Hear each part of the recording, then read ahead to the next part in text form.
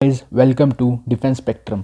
तो जैसे कि मिशन सीडीएस की ऑलरेडी सीरीज़ चल रही है और आज एडमिट कार्ड भी आ गए हैं, तो उसी के अंदर हम कैसे होगा जीएस का पेपर क्लियर वो ही हम डिस्कस करने आए हैं। क्योंकि बच्चों को पढ़ना अलग चीज़ होती है और जो क्वेश्चन पेपर में जब वहाँ पे मतलब जो एग्ज़ाम टाइम होता है वहाँ पे जाके जब वो प्रेशर में पेपर में जाके बैठते हैं तो वहाँ पर एक अलग एनवायरनमेंट होता है। तो वो क्वेश्चंस कैसे अटेम्प्ट करें, कैसे क्वेश्चंस को करते हैं, क्या क्या पढ़ना है, जीएस में क्या पढ़ना है, करंट अफेयर में अभी आपको क्या क्या पढ़ना है, कौन कौन से टॉपिक्स इंपॉर्टेंट हैं, उनकी क्या क्या लिस्टिंग होनी चाहिए, किस सीक्वेंस में पढ़ना है। मतलब हैफेज़ार्ड तो वे होना ही नहीं चाहिए। सीडीएस स्मार्ट स्टडी मांगता है। देखो सीडीएस ना हमेशा हमेशा ये चाहता है कि बच्चे को बस वो चीज़ पता हो, मतलब याद हो ना हो, क्योंकि कन्फर्मेशन वो आंखों के सामने आ जाएगा आपके आंसर। 30 डेज़ बाकी हैं। आज 7 जन है और 7 फेब को एग्ज़ाम है। तो एग्जैक्टली 30 डेज़ बाकी हैं और कैसे अब तैयार करना है, मतलब आपकी आगे की स्ट्रेटेजी क्या होनी चाहिए, किस सीक्वेंस में पढ़ाई करनी है और कौन कौन से इंपॉर्टेंट टॉपिक्स हैं, उनकी कैसे कैसे लिस्टिंग होनी चाहिए, वो सब कुछ मैं आपको इस वीडियो में बताऊंगा। और आपको पेपर अटेम्प्ट कैसे करना है। तो चलिए स्टार्ट करते हैं।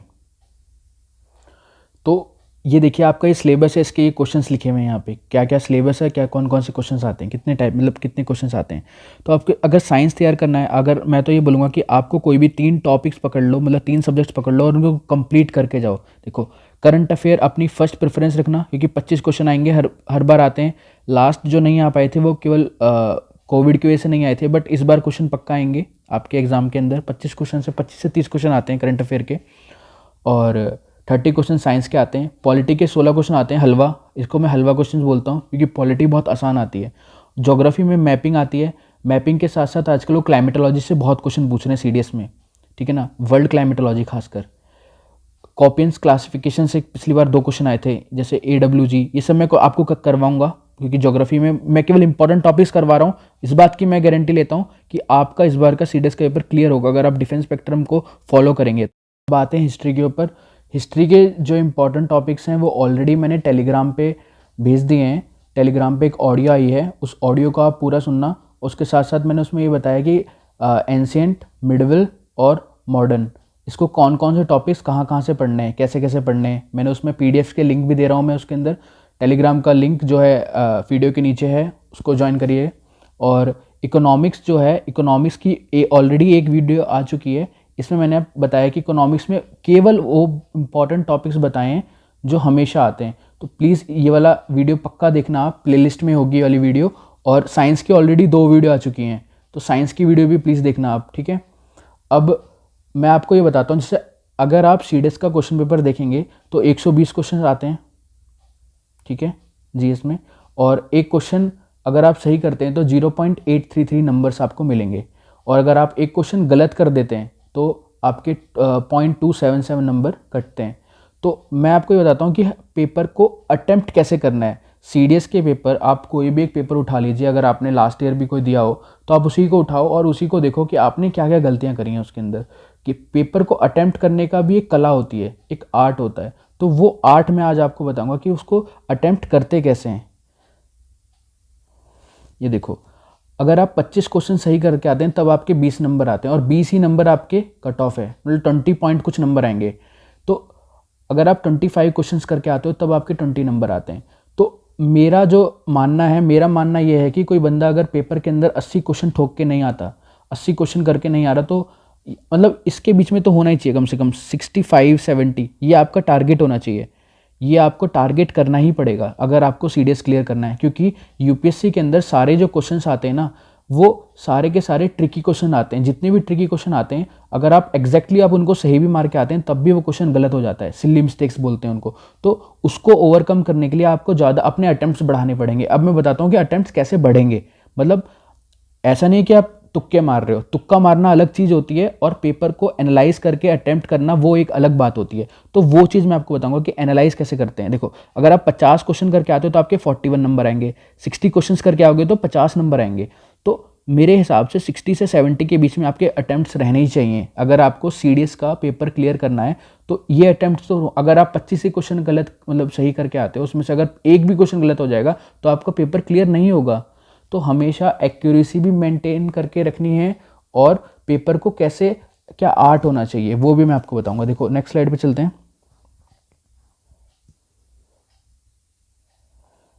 How to attempt CDS GS paper. ये देखो, थोड़ा ध्यान से देखना, ये बहुत ही इंपॉर्टेंट स्लाइड है। आज तक शायद ही आपको किसी ने ये यूट्यूब पे बताया होगा। ये मैं अपनी टेक्निक बता रहा हूँ कि मैं कैसे करता था पेपर के अंदर। देखो, 4 टाइप के क्वेश्चन होते हैं, ठीक है ना। पहला, जो आपको एग्जैक्टली आता है, वो आपको 100% आता है। जैसे कि ये भी आंसर, से ये ऑप्शन हैं ABCD, तो आपने ये काट दिया कि ये तो होंगे नहीं, तो यही इसका आंसर होगा पक्का से पक्का। तो ये वाले 100% सही वाले आंसर होते हैं आपके। तो मैं तो ये मानता हूँ कि CDS में अगर 120 क्वेश्चन आते हैं तो आप मतलब 10 से 20 क्वेश्चन तो आप ऐसे क्वेश्चंस होते ही हैं जो आप 100% सही कर ही दोगे। इस बात की गारंटी मैं लेता हूँ। इतने आसान क्वेश्चन आते हैं, ठीक है। अब आते हैं 50-50 वाले। मतलब उसमें क्या होगा, आपके ऑप्शन A, जैसे 2 ऑप्शन कट गए और 2 ऑप्शन बच गए, आपको ये पता है कि इन दोनों में से कोई ना कोई से तो आंसर होगा।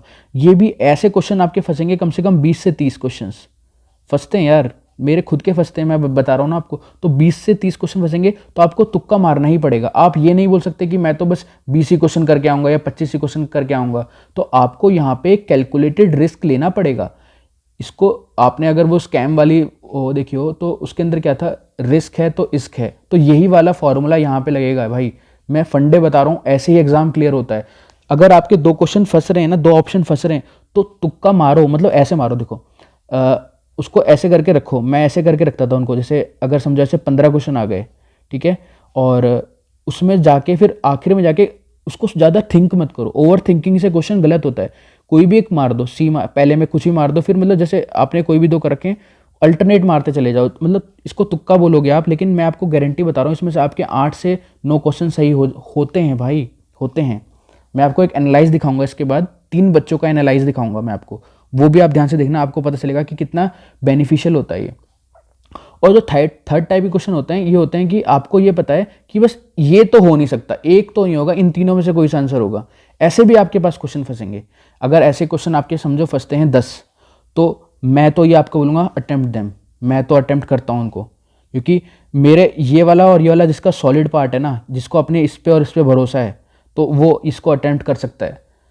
अब किसी किसी की किस्मत ही ख़राब होती है, जैसे मेरी भी किस्मत ख़राब ही है वैसे तो, लेकिन ज़्यादा ही किस्मत ख़राब हुई तो ही यहाँ पे नेगेटिव में नंबर जाएगा। लेकिन यहाँ पे हमेशा मैं आपको एक एनालाइज दिखाऊंगा। मैं बोल रहा हूँ ना, 3 बच्चों का एनालाइज मैंने अगले स्लाइड पे कर रखा है, वो एनालाइज देखोगे आपको पता चलेगा कि कैसे अटेम्प्ट करते हैं पेपर। ये वाला तो कभी करना ही नहीं है, इसमें भी नहीं कर सकते। अगर आपके देखो कैलकुलेटेड रिस्क की बात है, अगर आपके ये दोनों मिला के, ये दोनों, सिर्फ इन दोनों की बात कर रहा हूँ, पहले दो को मिला के आपके 60 क्वेश्चन हो रहे हैं ना, तो ये वाले करने की जरूरत नहीं है। लेकिन पहले 2 मिला के आपके 30 ही क्वेश्चन हो रहे हैं, ये और ये करने के बाद, मतलब पहला मेथड और दूसरा मेथड करने के बाद आपके केवल 20 क्वेश्चन हो रहे हैं, तो मैं बोलूँगा कि आपको ये भी करना चाहिए, क्योंकि आपका पेपर पहले ही क्लियर नहीं हो रहा है।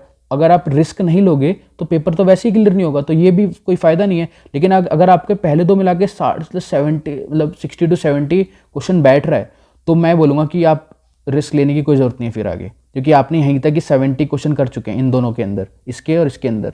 तो और जो लास्ट वाला है वो तो कभी करना ही नहीं चाहिए। ये तो मैं आपको कभी एडवाइस नहीं दूंगा कि ये तो कभी खेलो ही मत इसके साथ।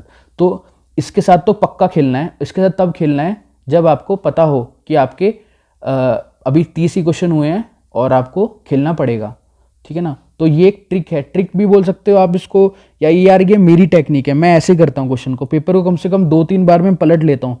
टाइम बहुत होता है जीएस के पेपर में, क्योंकि 120 क्वेश्चन आते हैं, वो भी टिक करने होते हैं। पढ़ के आता है तो आता, नहीं आता तो नहीं आता। तो थोड़ा सा डीपली पढ़ना। और मैं आपको और भी ट्रिक्स बताऊंगा कि कैन में ये सब को जो ऑप्शन में होता है ना, कुड, ये सब क्वेश्चन में गलत होता है, ये सब ऑप्शंस, ये भी मैं आपको चीज़ बताऊंगा। अब नेक्स्ट स्लाइड पे चलते हैं, वो एनालाइज देखते हैं।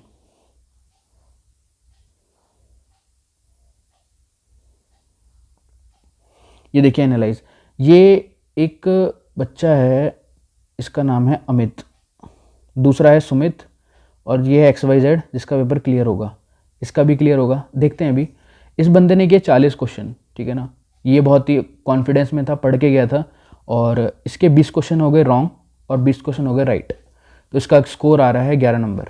कितना नंबर? 11 नंबर। तो ये पेपर इसका क्लियर नहीं हुआ, मतलब इसकी कट ऑफ ही क्लियर नहीं होगी। भले इसके इंग्लिश और मैथ्स में कितने भी नंबर आए हो, बट जीएस का पेपर स्कोर क्लियर नहीं हो पा रहा, तो ये नहीं कर पाएगा। अगला लड़का है सुमित।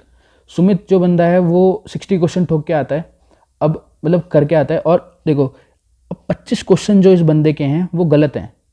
यहाँ देखो, इससे ज़्यादा गलत किए हैं इसने, यहाँ इसने 20 ही करे थे गलत, 40, इसने 25 क्वेश्चन गलत करें और 35 सही करें, उसके बाद भी इसका स्कोर कितना बैठ रहा है 22.23 और ये पास हो गया। मैं आपको वही तो बता रहा हूँ, अटेम्प्ट ज़्यादा करने का फ़ायदा मिलता है CDS के अंदर।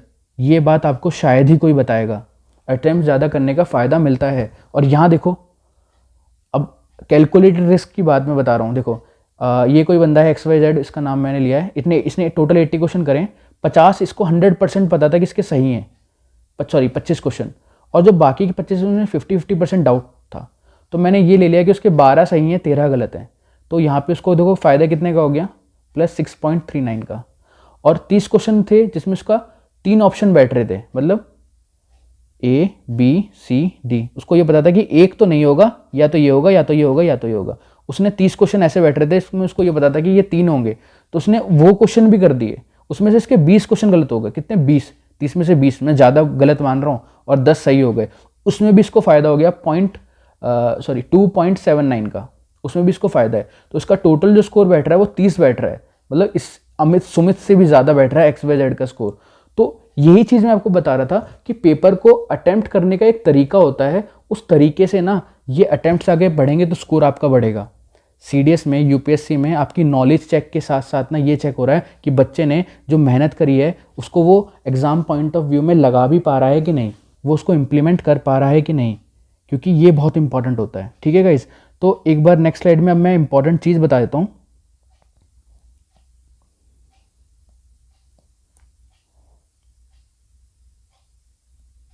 कैसे होगा? हाँ गाइस, देखिए करंट अफेयर। अब एक जो करंट अफेयर है ये आपको कौन कौन से मंथ्स का करना है वो करने की ज़रूरत नहीं है, वीडियो आएंगी पक्का से। CDS से पहले वीडियो आ जाएंगी, इस बात की गारंटी ले रहा हूँ। सितंबर, अक्टूबर, नवंबर, दिसंबर, ये 4 महीनों का करंट अफेयर करना है। जनवरी की कोई ज़रूरत नहीं है, जैन का कोई भी करंट अफेयर करने की ज़रूरत नहीं है, क्योंकि पेपर बन चुका है। पेपर बन चुका है। देखो आज एडमिट कार्ड आ गया है, आज है 7 जैन, तो ये मानो कि आज से पहले ही पेपर बन चुका है, एडमिट कार्ड आ चुका है, मतलब पेपर बन चुका है। तो आपको सितंबर, अक्टूबर, नवंबर, दिसंबर, इन 4 महीने का करंट अफेयर करना है। आप कहीं से भी कर सकते हो, लेकिन मैं एक होता है ना शॉर्ट वीडियो, कॉम्पैक्ट वीडियो लेके आऊँगा, उसमें आपको मैं डिफेंस की न्यूज़ मंथ वाइज करवा दूंगा। सितंबर, अक्टूबर, नवंबर, दिसंबर की एक डिफेंस की वीडियो आ जाएगी। Days and theme, important days आएगा कि कौन से दिन को क्या होता है, उसमें थीम क्या थी, ये बहुत पूछता है CDS के अंदर। स्पोर्ट्स के अंदर ना फालतू के स्पोर्ट्स पढ़ने की जरूरत नहीं है, सिर्फ यही स्पोर्ट्स हैं जो हर बार CDS में मतलब आते हैं। पुलिट्जर अवार्ड है, सरस्वती सम्मान, दादा साहिब फाल्के अवार्ड, एल्स प्राइज, फिल्म फेयर से बहुत सारे क्वेश्चन आते हैं कि किसको कौन सा अवार्ड मिला है। ये एक करंट अफेयर का एनालाइज टाइप है, ये बहुत इंपॉर्टेंट है। तो आप अवार्ड स्पोर्ट्स करें तो सिर्फ यही करें, अवार्ड्स और स्पोर्ट्स इसी टाइप में क्वेश्चन आते हैं। इसको आप अवार्ड्स में मान सकते हैं। स्पोर्ट्स में भी ज़्यादा क्वेश्चंस नहीं आते, वो एकदम फिक्स क्वेश्चन है। अगर फुटबॉल में पूछेगा तो फुटबॉल के फीफा में किसको गोल्डन बूट मिला, मतलब एकदम फिक्स क्वेश्चंस हैं CDS में। और आगे चलते हैं, अब आते हैं इंटरनेशनल इंपॉर्टेंट इवेंट्स। मतलब जैसे कि जो लास्ट शायद जो क्वेश्चन आया था कि जो ऑयल स्प्लिट हो गया था वो कहाँ पे हुआ था, कौन सी कंट्री के पास हुआ था, इस टाइप की जो इंटरनेशनल इंपॉर्टेंट इवेंट्स हुए हैं वो क्वेश्चन पूछते हैं। और एक आता है नेशनल इंपॉर्टेंट इवेंट्स, जैसे कि अभी कोई नेशनल पार्क खुला है तो उसका वो कहाँ पे खुला है उसका, या फिर रीनेम हुआ है, किसके नाम से रीनेम हुआ है, इस टाइप के क्वेश्चन आ जाते हैं। इकोनॉमिकल करंट अफेयर, वही RBI के कोई अगर एक्ट आया है तो वही सब क्वेश्चन आते हैं यहाँ से। बहुत इंपॉर्टेंट इकोनॉमिक्स में सिर्फ 3-4 ही करंट अफेयर हैं जो आते हैं, रिपीटेड है, तो वो सब कुछ मैं एक कॉम्पैक्टेड वीडियो लेके आऊँगा। तो गाइस अभी आपके पढ़ने का टाइम है, और आप टेलीग्राम चैनल जो है वो पक्का से ज्वाइन करना, डिस्क्रिप्शन में लिंक दिया हुआ है। और गाइस इसको शेयर करना अपने फ्रेंड्स के साथ, और सब्सक्राइब जरूर करके जाना चैनल को प्लीज़ गाइस, आपके लिए बहुत मेहनत कर रहे हैं। तो थैंक यू गाइस, इतना ही था।